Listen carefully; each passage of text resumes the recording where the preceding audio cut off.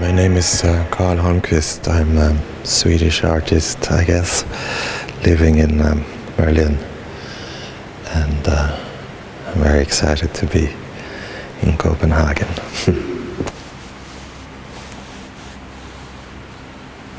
Give Posters a Try is a retrospective of poster works that I've been making since almost 10 years. So it's like a mix of different projects, and some are invitations for exhibitions, like the Sartre one.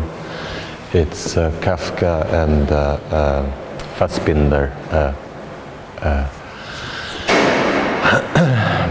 melting together into one image. Then there's something called Cat People, which is based on the film from Paul Schrader, and I made a kind of series of poster works that were connected to the theme of this film. It's a pair of it's a sister and brother that turn into cats when they try to have sex, so it's quite a dramatic. And this one is from there, Cats in Bag from Christopher Wool, and there was different themes around cats and people and the idea of transformations. The works, in a way, are occupying the room, occupying the space, and it's also an idea of transformation in relation to the posters, that you kind of read them or look at them, and then you sort of make a kind of storyline yourself from looking at them. So there's a kind of treatment of language which is non-linear, and the way the exhibition functions is also like it's kind of creating a kind of different storyline. Tone Bone Cone is from a work I did for MoMA in New York, and it's a kind of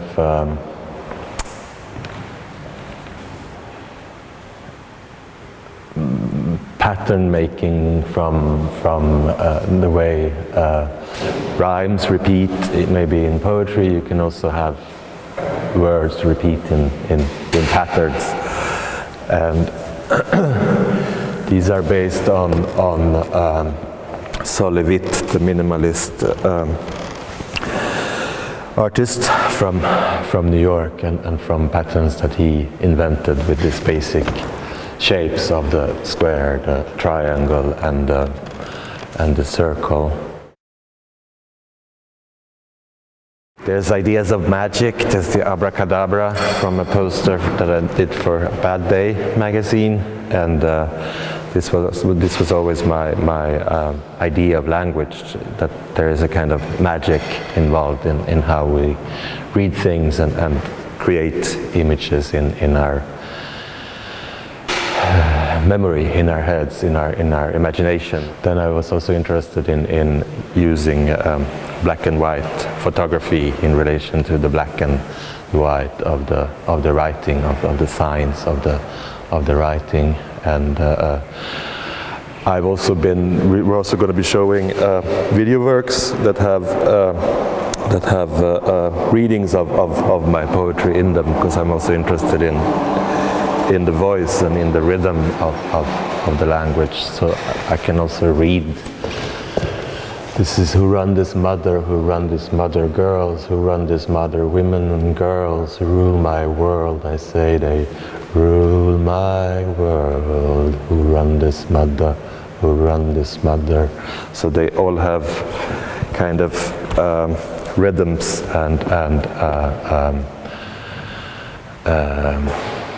music to them.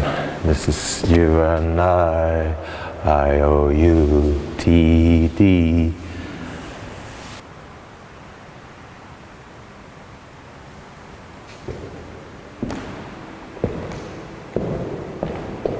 Give poetry a try is sort of my slogan that I've been using since I started to work as an artist and as a performance artist, and using poetry readings as a kind of very relaxed idea for how to make performance. Performance often has this bodily, there's blood and dirt and sex and all these different things in the performance art tradition. So I was more interested in doing it a kind of more humble or a kind of more simple performance, which is simply me reading the different poems that I've been writing. There's another concrete poem from, I think his name is Diego Pigatoni or something like this. He's from Sao Paulo from the 50s. He wrote this famous 8-line poem, which is the slogan for advertising slogan for Coca-Cola in Portuguese, and he made it Coca-Cola, and it ends with cloaca, and I kind of expanded this, so it's a kind of anti-consumerist poem from that time, and it also has the Chanel logo and the anarchist sign, so you have the two C's together, and you can read in any direction from this, and the anarchist A becomes an A with an OA, the beginning and the end. There's Leonardo DiCaprio from playing Rambo in his first, one of his first feature films, which was called something. It's a long time ago. And there's more poetry based on Corporate Cannibal from Grace Jones. There's Grace Jones, there's Patti Smith, there's different people who are cross-dressers. Grace Jones was very famous for wearing a Yves Saint Laurent tuxedo with no shirt underneath and looking very fierce. And of course Patti Smith is always wearing men's clothing. So that's another idea of transformation that I'm also interested in.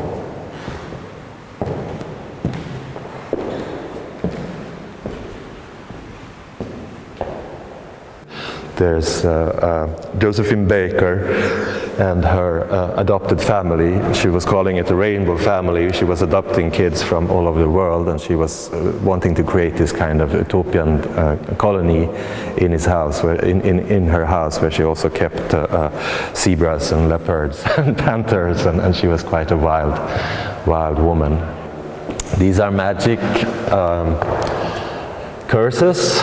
They use them in Morocco, and it's based on a work from an American writer, artist who was living in Morocco, and he was using these sort of traditional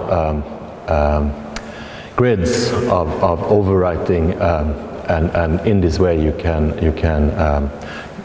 put a spell, or you can make something appear through this magic treatment of language.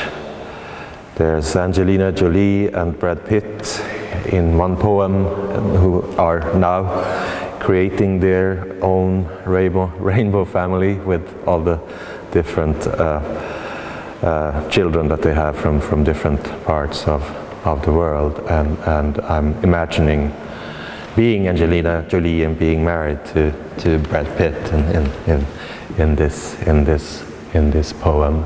And yeah, there's a lot going on in the Charlottenborg exhibition hall right now. Thank you.